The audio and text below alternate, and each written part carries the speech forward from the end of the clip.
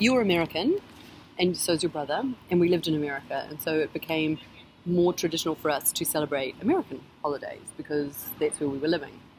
Even though there were two New Zealand holidays that we would not necessarily celebrate, but we would acknowledge, and that was the 6th of February, which is New Zealand's National Day, and also the 25th of April, which is also celebrated in the UK and Australia, which is Anzac Day, and that celebrates a battle in World War One. And in fact, in Guangzhou, we did celebrate that one with the Turkish kids as well, because it was the 100th anniversary of that battle.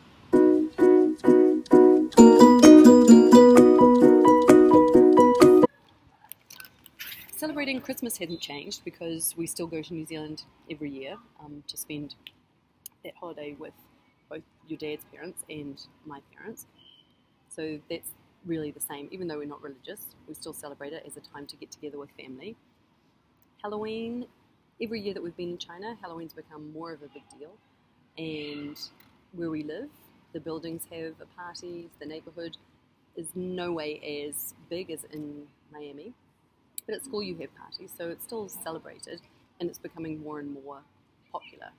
It's just a bit strange because our neighborhood in Miami, Halloween was very, very important. Definitely matriarchal. We lived with my mother and my three sisters, so there was basically only women in the house. And her mother, her father wasn't around, so from her family it was only her mother. And my paternal grandfather had died, so on my dad's side it was also only his mother. So definitely the strong women in the family were all women, all the strong people, so it was definitely matriarchal.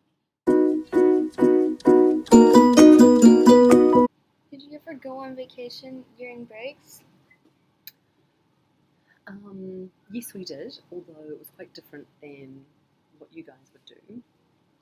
My mother was a single mother, so she had to work. So it was hard for her because A, she couldn't time off work during most of the school holidays, and also then she had to find something for us to do. So inevitably during the school holidays, which in those days were twice during the year, we would go and stay with either of the grandmothers. At Christmas time, which is our big summer holiday break, we would go and visit my dad, which is the town that we had grown up in, and also go and visit our grandmothers.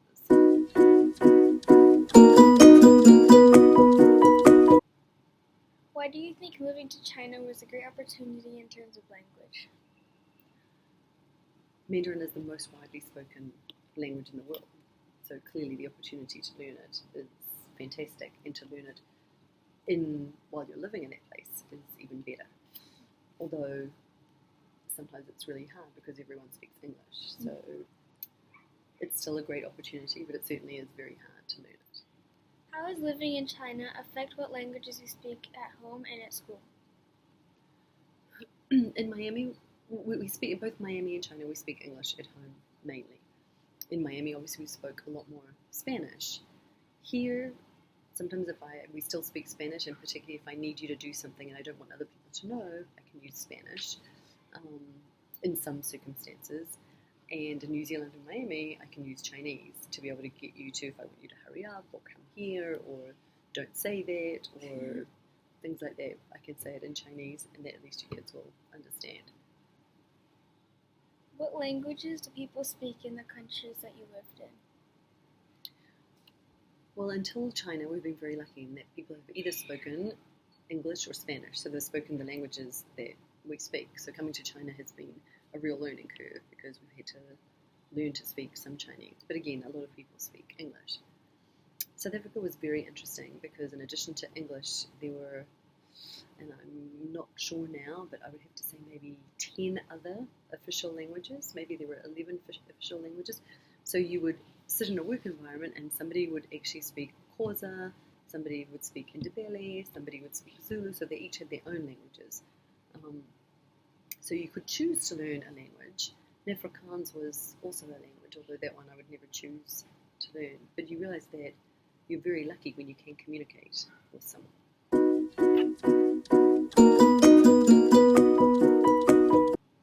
What kind of arts are important in our country? I think that all different kinds of arts are important to different kinds of people. So your dad, for example, really appreciates music from different countries, whereas I always really like to figure out different authors from different countries. And your aunt, for example, she lived in Paris and really got into French art. What kind of arts are important in South Africa and Puerto Rico? Both have a lot of physical art, so a lot of sculpture. In Puerto Rico, they have a mask making industry, and it's a really big deal. And same in South Africa, a lot of wooden art. I'm not an artist at all, so I wasn't as interested in those. Both of the music and dancing is important. And I really also liked reading not only about Puerto Rican and South African history, but reading books about those countries written by Puerto Rican and South African authors. That gives you a real insight into their culture. How is dancing important in Argentina?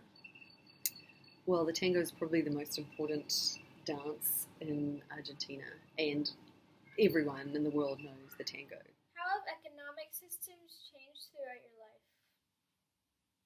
I guess the economic systems haven't changed so much. It's just that the economy has changed. So, for example, in the early 70s, now that's really showing my age, there was the oil crisis. And so, for example, in New Zealand, that affected us right throughout the 70s. So when I grew up, we had something called carless days. So when you had a car, you had to register it so that one day a week you were not allowed to drive your car.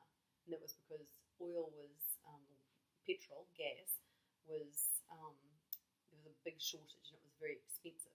So you had to change your whole lifestyle just to make sure that you could get to work, you could go where you needed to go, because on that particular day you couldn't use your car. So that was in the 70s. Then again in the 80s, there was another crisis, and then in the 90s, and then in the 2000s. By the time you came along, in fact, just after you were born, there was a very big economic crisis in the United States. You probably would have been about 2 or so, just as the market started to crash. So housing prices went down a lot. So it's very cyclical. So it goes up and down and up and down. And so you have to be very careful whatever you invest in to know that at some stage the market looks like it's going to go up and then it's going to come down. The other thing is that when I was growing up, New Zealand was an agrarian or agricultural based economy. So we had a lot of dairy products and we were part of the Commonwealth, so a lot of the dairy products and meat like lamb was exported to the United Kingdom. And as the European community developed, we had to find other markets. And so then we had to slowly shift from being an agriculture-based economy to find other sources of income. Tourism became more important, forestry. We had to look at other ways of earning money. How have economic systems affected us when we moved to China? Well, everything you do is going to be affected by economics because that's just the way of the world, that in order to survive, you need to have money. So you need to work, you need to pay for things. To pay for things, you have to work, labour, money, all that type of stuff. The difference of coming to China is that it's a different currency. Things are valued differently. So, for example, Cheerios that you used to eat in America for breakfast, and they might cost $2 a box. Here they cost $10 a box. They're Kellogg's Cheerios. Yeah, they're not even the right ones. So you have to think of things differently. The way that we would, just different costs for things, different values for things. So you have to look at the economics of it. Does it make sense to pay $10 for a box of cereal? No, I don't think it does when you can eat other things here. So it makes you think about things differently. Were economic systems better or worse in the countries that you've lived in? I don't know whether you can say if they were better or worse. Certainly they were different.